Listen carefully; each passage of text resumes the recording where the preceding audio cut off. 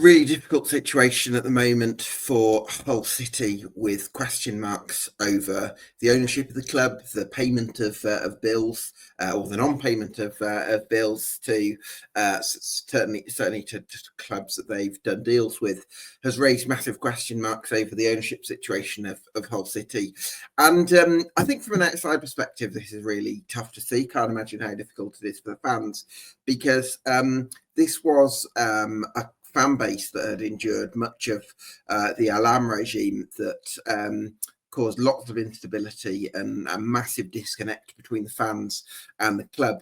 And when Ehab Alam, or Assem Alam, sold the club to Aja Nilajela in 2021, I think there was a huge amount of optimism that this would stabilise the club, that some of the infrastructural changes would allow Hull City to start to look forward. And initially, that was the case, because although the appointment of Shota Ravaladze after Grant McCann was dismissed didn't work out, they did get the second appointment right in Liam Rosinia, and Rosinia solidified Hull City in his first season in charge, 22-23, and led them into strong playoff contention the following season, even with quite an imbalanced squad. And there was a strong feeling that Hull were ready to attack the championship, would have been ready to attack the championship the following season and be one of the contenders. But seventh wasn't good enough for Aja Nilajela, and there were criticisms of, from his point of view, of Rosinia's playing style. But in the end, he went for a manager in Tim Volta, who was a massive downgrade on Rosinia, and it's a real shame that the club couldn't have committed to him, because I think they probably could have seen the results of that.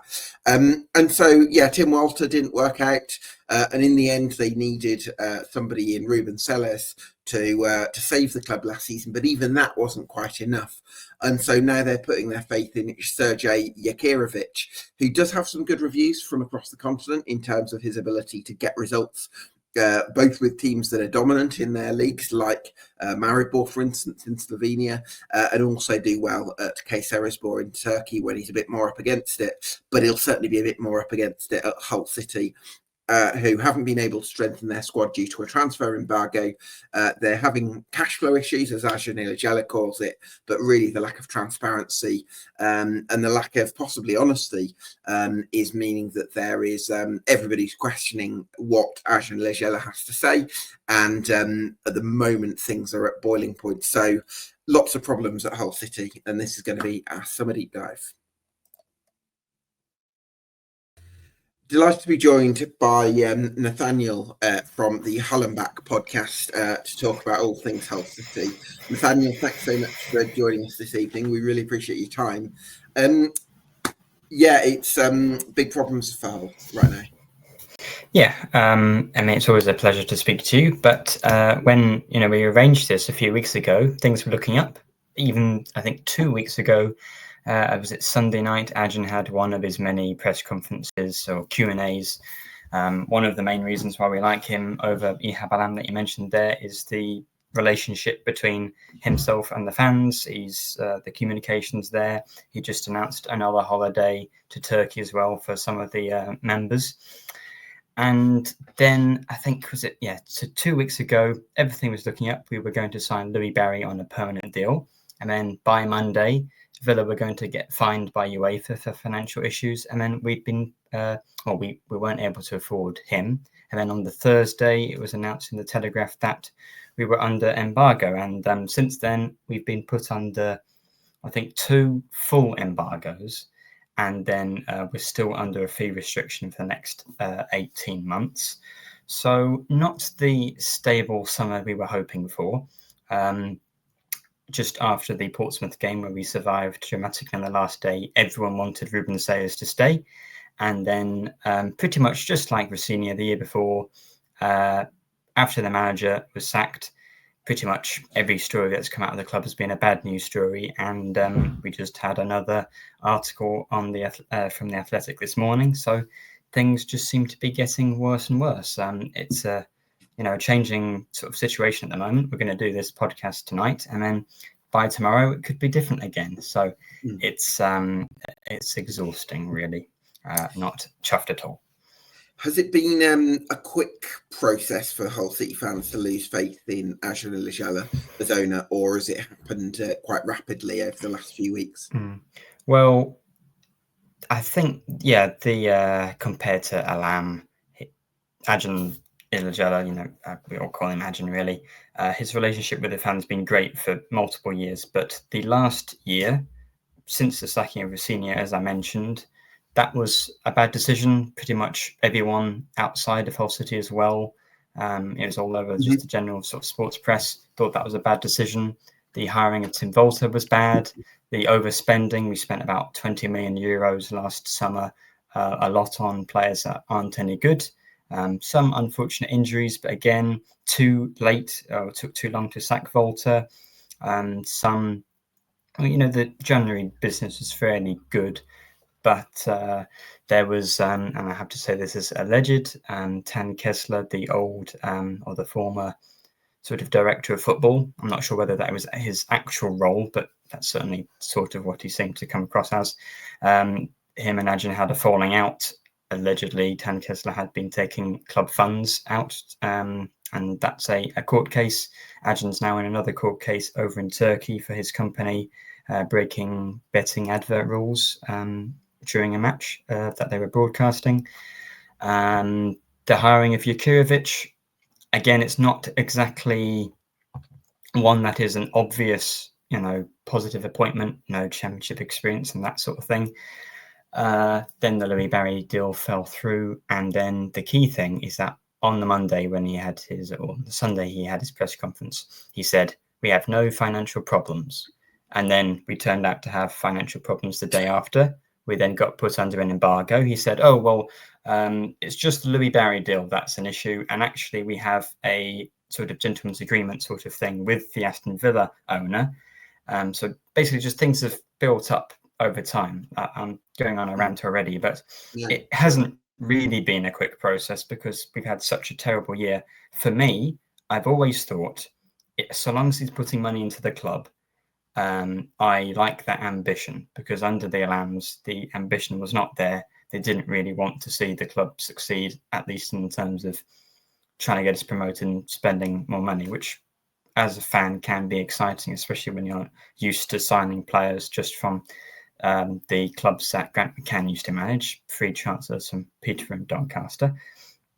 But now, this is the last nail in the coffin, because the relationship is completely dead. You can't say, even, was it 2 days ago, he put out an open letter saying, the situation's quite simple and we'll all get sorted and it's completely fine. And then, yes, another article from The Athletic comes out saying we owe £20 million, bunch of suppliers as well, so not even football clubs. I have seen an awful lot of people want to defend him in the last 2 weeks whilst this has been up in the air, but I just don't think that is possible anymore. I've been defending him for the last year, thinking there is the opportunity to turn this around, but I don't think that is on the table anymore, unfortunately. So, it's really more the last nail in the coffin rather than a lot of people suddenly realising that there are problems, because they've been there for quite a while. Yeah, I think as a fan base, Hull, I think with Hull aren't an enormous club at championship level in terms of size, and I think that from that point of view, the fan base is actually quite measured in terms of what it expects from a club in terms of investment. But I think the one thing that you would demand is a bit of honesty, a bit of transparency, a bit of a feeling like what you're being told is backed up with what is actually the case and what you actually do. And I think if those things are different, then I think you have a massive problem. But I also wanted to ask you about if Tan Kessler has fallen out with Adrian Ilijala over those sort of financial misdealings. I guess my question would be, presumably Ilijala's out of the country because he is quite a lot as anyway and hasn't been the one running the club on a day-to-day. So who is taking that job at the moment? Yeah, I mean, Adrian's a very busy guy. So Tan, he seemed to be the one that kept Adrian in place. He's you think of certain owners buying clubs as a sort of plaything, and that's basically what he's done, in the sense that Acun is actually a really dedicated football fan. But it seemed like all he wanted to do was to go and be on the board at Fenerbahce. So for the last year, with Tan Kesler out of the picture and Acun on the board at Fenerbahce, though he has just left, he's been chased out of that club as well, really, which is a shame for him, his boyhood club that he supports. So for the last year, no one's really been running things. We've got Jared Dublin now, who I can't remember what other clubs he'd been at. Stoke City is one, possibly Reading. Yeah, Stoke, actually, yes. I think we've had quite a few people from Stoke, I think. Yes, you're quite right, because we swapped Lee Darnborough. He's gone to Stoke, and we had him. He was a head scout. And then we've got, Martin Hodge, who was a scout at Sheffield Wednesday and Swansea and places like that. But we had Jim Rodwell, who I think had been at Peterborough. That was only for a few months after Acun took over. And as I say, he was the CEO, but Tan Kesler didn't actually have that role. So even from the very first few months of his tenure as the owner of the club, we've not had the structure. And it only has felt in the last few weeks with the appointment of assistant manager Dean Holden and Martin Hodge as well as another scout, and Jared Dublin then not doing the scouting and then moving up the ranks. It's only felt in the last few weeks that we've had a good structure, which is why perhaps, because you can't resolve 3 years of problems in 3 weeks, maybe that is why we've got to this situation, because over the last year, Acun he's barely been keeping one eye on things. The whole thing about, the paying the loan fee for Barry and then the loan fee for Finn Burns to Man City late, is he was trying to justify it by saying, well, I know we were paying them late, or we were going to, but that was only because I didn't know what the rules were. Well, you should know what the rules are, or better yet, someone else at the club should know that. I don't necessarily expect the owner to be as hands-on.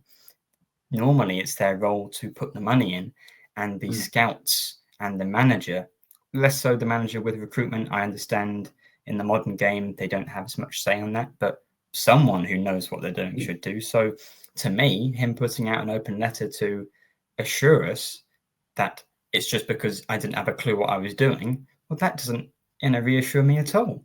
Quite the opposite, in fact. So at the moment, I guess it's Jared Dublin, but everything's up in the air. I don't necessarily expect Jakirović to want to stay. I don't really expect anybody to want to stay in this scenario.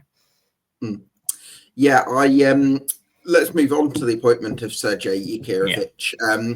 The feedback I've got is that he's somebody who is quite an adaptable manager. So he's able to do well with teams that are dominant in their leagues, like Maribor and Dynamo. But he's also managed teams that may be struggling and being able to adapt. I think when he was at Kayserispor, he showed great organisational nous. And I think in a situation like this at Hull City, where morale is possibly quite low and there's a lot of question marks around the club, maybe some of those qualities could be useful, especially in terms of getting the basics right. Yeah, I think we've seen the general pattern that Acun clearly wants a manager, not only that is, qualified, but one that he likes and can get along with, because he's had Schotter, who was definitely his friend, a close friend. We replaced him with a sensible English manager. Then when things didn't go so well, he replaced him with Tim Walter, who again seems like someone Acun gets along with, and then has had to be bailed out by another sensible manager who knows the English league in Sayers. It's a shame Sayers has left, because under Reading, he did quite well under difficult financial scenarios there. But Jakirović also did have to work under an embargo in Turkey. So that's that part covered. Compared to Tim Walter, that's an easy one to compare him to in terms of that pattern. Equally, Tim Walter had not got promoted in the second division of Germany. He was close, but he didn't actually achieve anything. Whereas Jakirović has won the league in Croatia, he's won the league in Bosnia, and he kept Kayserispor up, who I think were bottom or had hardly won any games, and then kept them up. They finished something like 15th, but they were like 1 or 2 points off 9th or 8th. So, a pretty good result, really. So that is an achievement. And yes, the Bosnian League, the Croatian League are not the absolute pinnacles, but then again, your players aren't going to be the very best. So if you can win the cup there, which you did with the second best team in Croatia, and then win the league with Zagreb, then that's pretty good. And I guess everyone wins the league with Dinamo Zagreb, but they didn't win it this year after Jakirović left. So, that's a symbol of, that he actually maybe had a legacy that, that the other manager wasn't quite as good as him. Sure. And then, of course, in terms of the exciting attacking football, I'm not surprised that Ajin will want to hire a manager whose most famous result in his entire career is losing 9-2 to Bayern Munich. That seems like the sort of gung-ho football that he actually wants. But as you say, when you're at Zagreb, you do have the best squad. So you are going to be able to play attacking, exciting football. But when he went to Turkey and he's in a relegation battle, he did play more conservatively.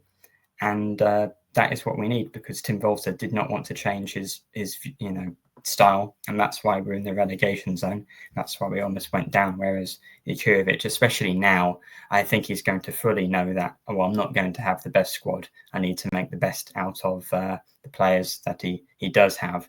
Now more than ever, you need a coach that is adaptable. So that is actually going to be a really good strength, actually. Indeed, if he does stay, I hope he does. Maybe there's light at the end of the tunnel, but as you say about the expectations, none of us expect a top half finish, a playoff push this year. We wanted that, but if I still owe you, don't I, for the above 20th bet, didn't you owe a charity of your choice, perhaps? Oh yeah, I think I might have put that one through. So I think in terms of the squad then, Nathaniel, Ivor Panda, very much favourite for the goalkeeping jersey for this season, I imagine. What did you make of his 24-25 campaign? Well, his pre-season was truly horrific. He was really, really bad. And we were all very disappointed because Ryan Alsop had been really poor before as well. However, he deservedly, by a country mile, won Player of the Year. He was incredible. We would easily have been bottom of the league without him, especially as how close it was. And there were times, well, to be honest, the 3 games we won under Volta, the only reason we won those was because Panda made about 10 saves in the first 20 minutes against QPR. He was unstoppable. And again, I think it just shows, it's a debate we've had for a long time now, over the last 3 or so years, is why do we have a goalkeeper that can't catch anything at all, but is good with his feet, whereas Panda has improved with his feet, but he can actually stop goals coming in. That's actually the main role of a goalkeeper. Gavin Bazunu at Southampton, he's supposed to be good with his feet, but his saving stats are terrible. Southampton would do better, or they would have, finished in the top 2 above Ipswich 2 years ago had they had a goalkeeper that could save something. So, that was, especially in a relegation battle, you don't need a goalkeeper playing out from the back. And it got us further up the pitch because he'd go long a bit more. So Panda, incredible player. The only good legacy Tim Walter has is when Panda was wearing the pink goalkeeper kit. He called him the Pink Panda, which we all very liked a lot. But of course, I'd have thought he'd be wearing the black and white kit. Yeah, maybe. He had a really good year. Of course, he's a young goalkeeper, so he can have a mistake every now and again. But I hope he stays. I'd like him to.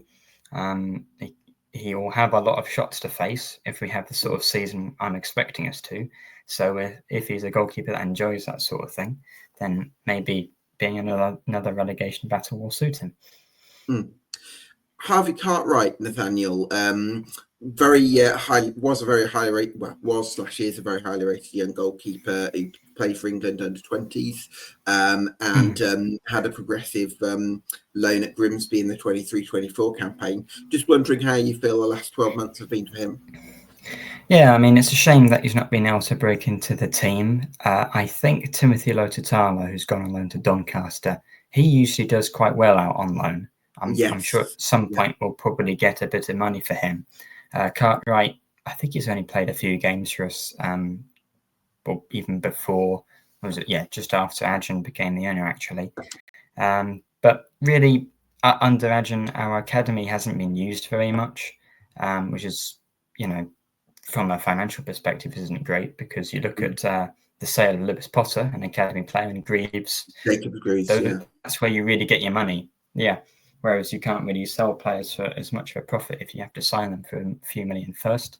And then Dylan Phillips, we don't necessarily expect him to have to play a role. He's come in from Rotherham on a free. So Cartwright, if we can get him another loan, that'd be good, because I think he's not really progressed as much with not playing at a level in the EFL quite as much as Lotatala. Yeah, I imagine there will be League Two interest in Harvey Cartwright. In terms of right back, then, Nathaniel, you've got Louis Coyle, who I think it would be part of the leadership group at Hull City because he's a very driven right back. There's also a feeling from some circles that maybe his form dropped off a little bit last season. Where do you stand on that and Louis Coyle's importance to Hull City? Yeah, I mean, I really like Louis Coyle because, his family, he's got Tommy Coyle, his brother, who's a boxer, they're Hull born and bred. And so, especially in a relegation battle last year, that's the sort of character you want to be the player, the captain, sorry. The key issue there is that I don't think Coyle is a bad player. I think he was just absolutely exhausted and he needed a rest. And you look at how many clubs, like every other Championship club, but maybe the ones that have come down from the Premier League, have been linked to signing Drame. So you think, well, maybe we should keep him if everyone wants to sign him. And I think at times Drame could have just come in, especially in a midweek game, to help Coyle out, really. I think, that is the sort of character you want in Coyle, but you can't play every game, especially when he's not the quickest player to begin with. I think a lot of the players like Jones, Slater, Coyle, their form did drop last year. I think that's part of the reason why overall, we didn't have such a good year, that those reliable players weren't quite as reliable.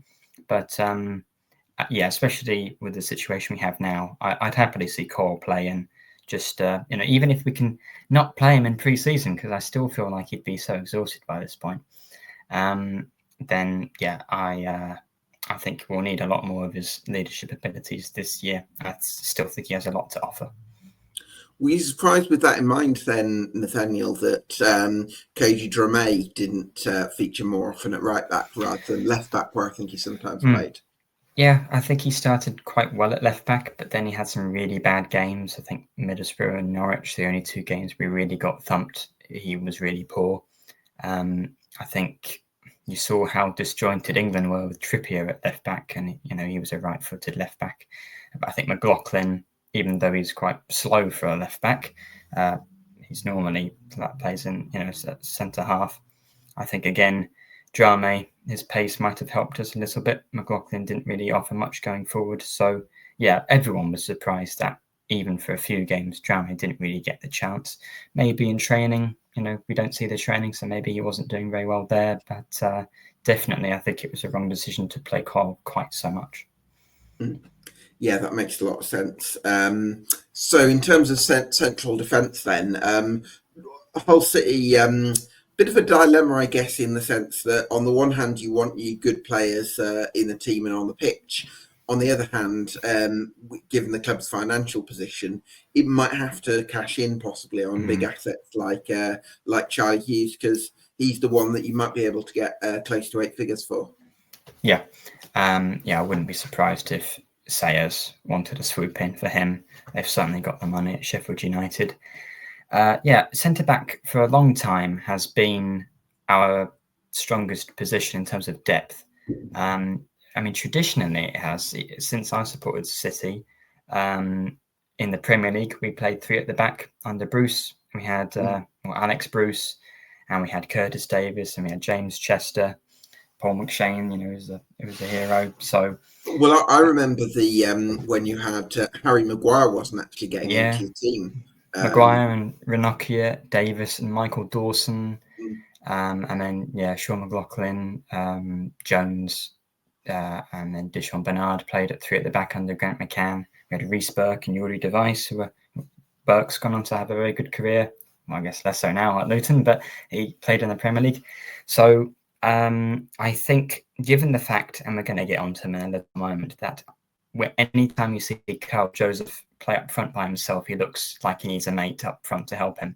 And every time you see, very rarely, Mason Burstow play up front by himself, you think he needs someone up there with him. I wouldn't mind seeing us play 3 at the back.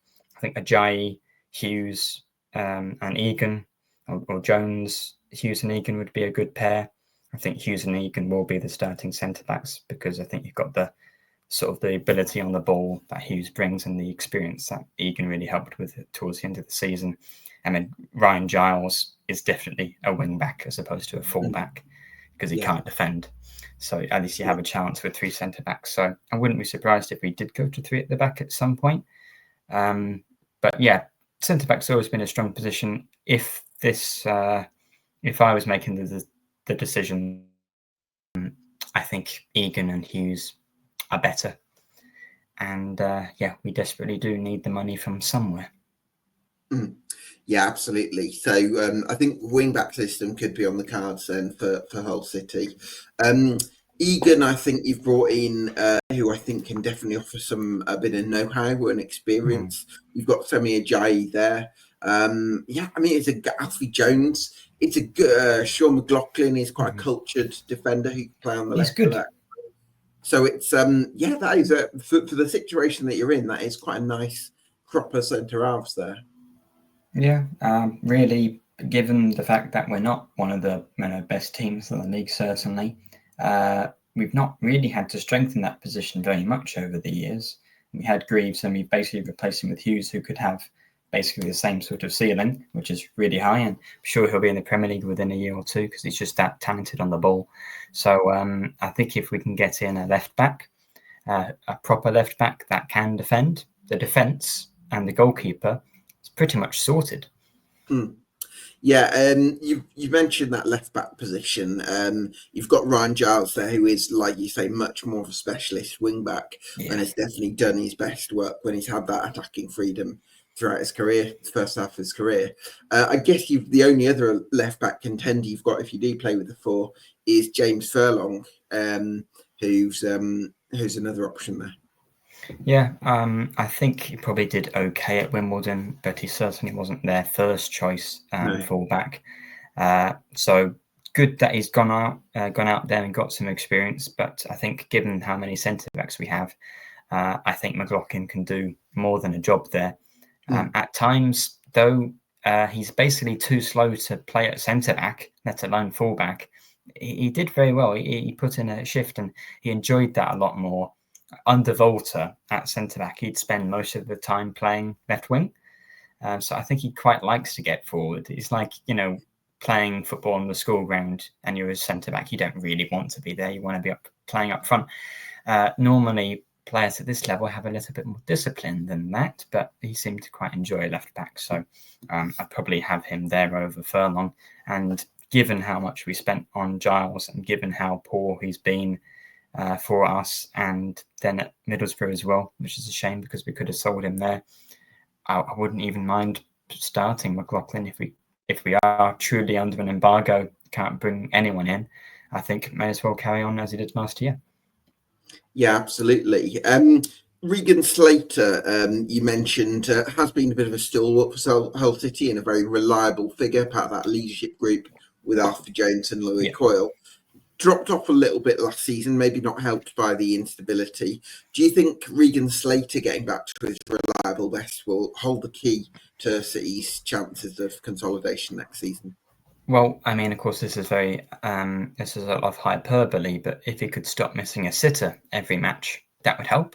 I think, I don't know if this is true. I didn't fact check this, but I heard he had the highest expected goals of any truly, sort of non-number 10, like a proper number 8 or number 6 midfielder in the league. He scored 1 goal.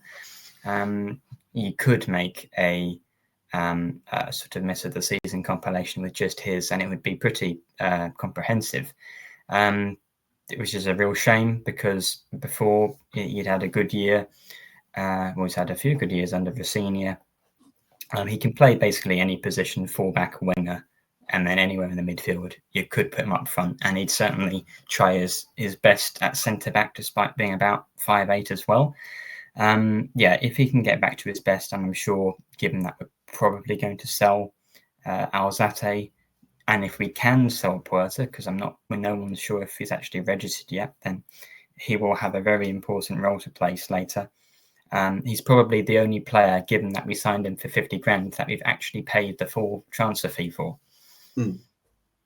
Yeah, that makes a lot of sense. I'm wondering about Matarazzo in midfield, and whether you think he would be the expected partner for Regan Slater next season.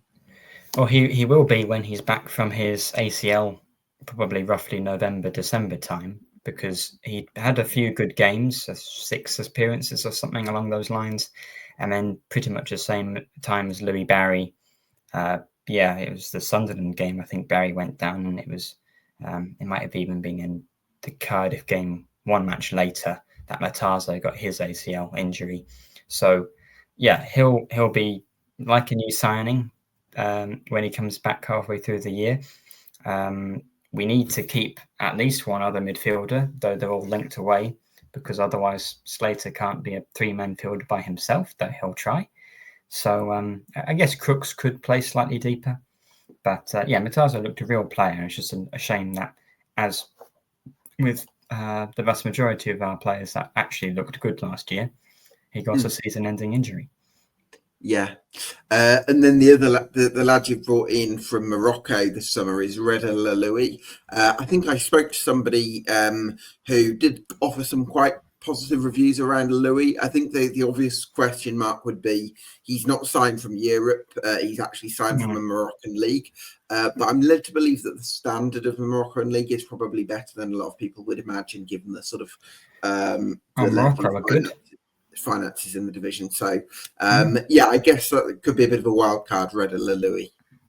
Yeah, again, that's one that we hope he will be able to be registered. We won't have to spend too much money on him. But it's another one where when Acun came in, and we have signed a few players from Turkey, but only 3 actual Turkish players, we're hoping that he's basically the next Mohamed Baloumi, because I know Algeria isn't Morocco, but it's right next door, and probably similar level of quality and finances, perhaps. A similar profile player. So if he's as good as Baloumi and doesn't get injured, then I think that could be quite an astute piece of business. And it's interesting that last year, though we had a German manager, we were looking at a lot of players from the Swiss league. Even Liam Miller counts in that, because he was at Basel, though he is Canadian and had been at Preston. It's interesting now we're looking at Morocco and Algeria. Yeah, certainly niche places to recruit. So we'll see whether that pays off. I'm wondering about, you mentioned Mohamed Baloumi there. Really an encouraging first season on Humberside for him. Well, the 10 games he played were really encouraging. He had a great game against Cardiff where he got his 2 goals. He had some other chances he could have scored, but he looked really good. This is definitely a trend. If anyone has looked into Hull City, stories for the last few years, it's, look at this great winger, he's doing really well. Injury for the rest of the year. Even the ones that weren't very good always got injured. Him and Miller, essentially the same thing. They were playing really well.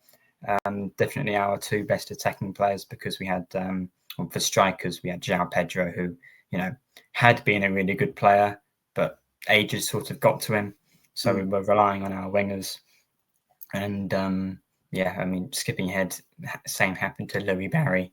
He got injured immediately. So I think he'll be back slightly after Miller. I think Miller got an ACL just slightly before Baloumi, but they'll both be back for September, October time. So we're really sort of pinning our hopes on goals on them when they come back, and that will be really important. That's the only real major thing when you look at the squad as it is now, which is the defense is not so bad, and if you can just find some goals from them, equally, it is a risk hoping that they rekindle the form because they're not world beaters, and Balloon is a young player, that they can rekindle the form before they got injured. But if he can, then that will be vitally crucial. And yeah, he could be sold for the same amount of money as we were able to sell Lewis Potter and Philogene for possibly one day.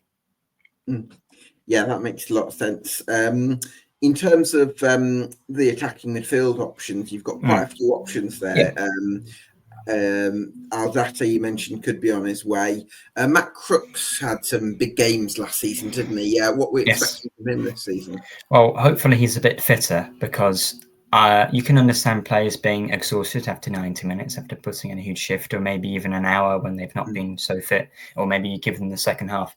I've never seen a player look exhausted after 20 minutes, as Crooks did against Sheffield United on his, I don't know if that was his full debut, but he scored a great goal. Football is about goals, especially when we had as fewer goals as we did last year. We were the lowest scorers in the league. So his 3 that he got helped us get points. He got the crucial one against Portsmouth. So even if he didn't do that much other than put the ball in the back of the net 3 times, that is what you really need. So yeah, he was crucial. And if we hadn't signed him, I don't know that Palmer would have had the same impact, because he only scored the 1 goal for us, and that was after he missed a penalty and scored the rebound. So hardly counts, really, missing the penalty. Crooks, he's not young, and hopefully a pre-season, because he had been in America, will help him out a lot. But yeah, again, his experience will be really crucial. And I think it doesn't really matter who's going to be playing or starting, Palmer or Crooks. They're probably about the same. They're solid, reliable championship players, which is what we're going to need. And you see with all the injuries we've had, especially, it's just about, like, Palmer's usually better off the bench. So using them both will be really good. I think with Casey Palmer, I don't think he works hard enough against the ball. And I know that's, you can fall into the trap of focusing on what somebody doesn't do rather than focusing on their strengths. And I know that Casey Palmer is a brilliant technician who can really create things. But it also feels like everything needs to go through Casey Palmer. And sometimes he can actually, although he can deliver some brilliant moments with how he can create things, he can also slow the tempo down because he waits to find the perfect pass, as opposed to linking up play in a more general sense. So I'm not a massive fan of Casey Palmer. I am intrigued by Harry Vaughan, because I think he can bring a lot of energy to the role. How much quality he can bring is something that'll be seen by time, I guess. Yeah, I mean, Crooks is, he's a finisher. He's a fox in the box. And I think of this about people as well as just football players. But sometimes you meet someone and, maybe my generation, they're just dead behind the eyes. And Palmer, he's quite charismatic on the ball, on the pitch. He just seems switched on. Philogene was interesting because he had no personality when he wasn't on the pitch. But on the pitch, you give him all and genuinely you want to see him do something. And Palmer, he's not the best player in the world because he's been at, almost every championship club at this point. He's not been in the Premier League, so we know that there's some limitation, but he can make something happen. It is exciting, whereas Crooks, not really. He's just going to finish something off. But yeah, Vaughan is a player, you look at Haaland, and Haaland, a great player, but he's great because of his physicality. Vaughan, he's so small, and he can barely kick the ball above, the ground level. He's got no sort of strength in him. He needs to go down the gym, really. If he had that, then he'd be quite good. He played quite well against QPR when I saw him in a midweek game. And then I was surprised, given that we had such a lack of creativity, that he didn't get another chance. But I think, using the academy will be really important this year. So I'm sure, given that we're probably going to sell some midfielders, especially as a sort of backup player on the wing, I think there's definitely an opportunity for him. There's a player in there, and if he doesn't break out this year, then it won't happen for him at this level, and maybe he'll have to go down to League One or League Two. But everyone likes him, and he works a lot harder than some of the players in the club. Yeah, definitely. You mentioned the sort of the fact that the club might have to look to youth this season. Any young prospects who you think are ready for that next challenge? Well, Joe on the podcast, bless him, I feel bad for him because he is great for the academy and writes a lot about them and gets to interview all of them, which is great. Equally, we don't play the academy players, so it's sort of pointless thinking about them. And it's great because he's really enthusiastic to say, we've got all these players coming up, but they never get in the team because we then sign 38-year-old Nordin Amrabat on a free instead. And we all loved Nordin Amrabat. He was great, but it doesn't give much of an opportunity to the people that are 20 years younger than him and, have actually been born here and, want to play for the club finally. Maybe we can sell them as well. We haven't really got any good strikers. So if Sellers Fleming, I don't even know whether he's not been loaned out yet. I don't think he has. So he could get in the team again. And Matty Jacob, given that maybe he's more reliable than Giles, we were all surprised that he's gone on loan to Reading. Yeah. Might have been a good time to not loan anyone out until this situation's ironed out. But, we're trying to apply logic to Ajay Elajela's transfer policy, which is not something he thinks about. Carl Joseph, then, Nathaniel. I think whenever I've seen him in League One, I think he can be a very selfless, hardworking striker. Yes. He can sometimes at that level be good at facilitating a forward alongside them. So, for instance, he played alongside Alfie May at Cheltenham Town and sort of facilitated Alfie May scoring a few goals and looking good. But I don't think that he can be the guy that can turn a bad attack into a good one. I don't think he's got that kind of individual quality. And so as much as, I know that you've got these financial issues and you don't want to make financial commitments before you've honoured your old ones. I'm also conscious that, attacking wise, there's not much going for you at the moment. Yeah, I mean, this might just be salacious gossip, but it's my understanding that Carl Joseph was one of the instalments we hadn't paid on time to Blackpool. You say, Carl Joseph isn't going to turn a bad attack into a good one. If I wanted to be cruel, I could say he could turn a good attack into a bad one. Bless him. I like him because he does put a lot of effort in, and he's very much like Shane Long in that he will chase the lost causes, and he tried his very best on the wing. He's a quick player like Shane Long, but Shane Long was not a goal scorer. And given how few goals we had last year, given that João Pedro, our top scorer, with a measly 6 has left, again, a transfer policy that I don't understand in that we renewed his contract and then didn't sell him. We let him go for free. Carl Joseph has massive boots to fill. It's a big year for him. I think he's turning 24 in September. So again, if he doesn't score goals for us this season, and he's going to play a big role because we've only got Mason Burstow really as a sort of senior striker that you can trust at this level, perhaps who's played at this level, who's not scored many goals either.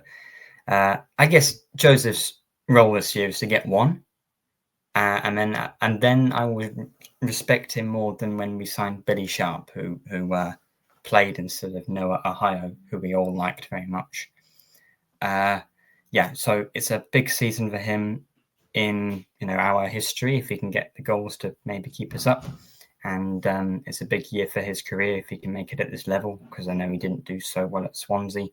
I think he could do well with someone up front with him if we were to get Ollie McBurney.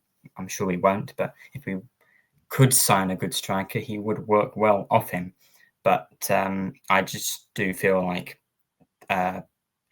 we can't rely on him to be, a prolific goal scorer. And I am being a little bit cruel about him, but we are in this financial position because we're spending £2.5 million on players of his calibre. So, yeah. Well, listen, hopefully you can prove both of us wrong. I feel bad for saying all of that. Not quite the evidence. The positive thing about this financial situation is that all the players should have the fans' full support, because it's a difficult scenario for him. So maybe that's the last bad thing I'll say about Joseph. And from now on, his hardworking attitude, we need that. So good luck to him. Absolutely, yeah. So in terms of expectations for Hull City this season, difficult to use the word expectation, isn't it, when the club is in the predicament that it's in. I say from a fan base point of view, is the expectation to kind of resolve the issues that you've got off the field, hopefully by a takeover, and also have a team that's competitive on the pitch and sort of wears the shirt with pride. Yeah, I mean, if you look at all the numbers, as I said, football is a sport where you just need goals. It's quite a simple game in that scenario. If you don't score many, you will do quite poorly. If you look at a team that finished 21st last year, and then has brought in a manager who doesn't know the league, and João Pedro and Joe Gelhardt, our top scorer and our joint second top goal scorer, have left. And we have Joseph and Burstow, who have 3 goals in the championship between them, then the only resolution you can pull from that, given the fact we can't attract a really good striker because we potentially might not be able to sign anyone or only free agents and loans, then you would suspect that we're going to finish 23rd behind Preston, Sheffield Wednesday, who are probably going to be bottom. So, yeah, my expectations are if we can stay up again and maybe sell some players because they've had a reasonable year, then that's probably best case scenario. I don't think there's any chance that this fee restriction is going to be lifted fully like Adrian wants it to be because of the news that broke just this morning. So, yeah, 21st, we can do another £10 bet if you want. I don't see us finishing above there at the moment. I mean, the squad isn't so bad. The defence is good. We have wingers coming in. We have a lot of midfielders. But Carl Joseph and Mason Burstow are not goal scorers at this level. Not yet. I really, really hope they prove me wrong. But, it'll be a very, very tough year, certainly. Yeah, I agree. I think the loan market could dictate a lot for Hull City between now and the end of the window. So, Nathaniel, it's been great to get your insight on from the Hull and Back podcast. Tough season ahead, I think, for Hull City, but I'd implore everyone to go and get subscribed to Hull and Back.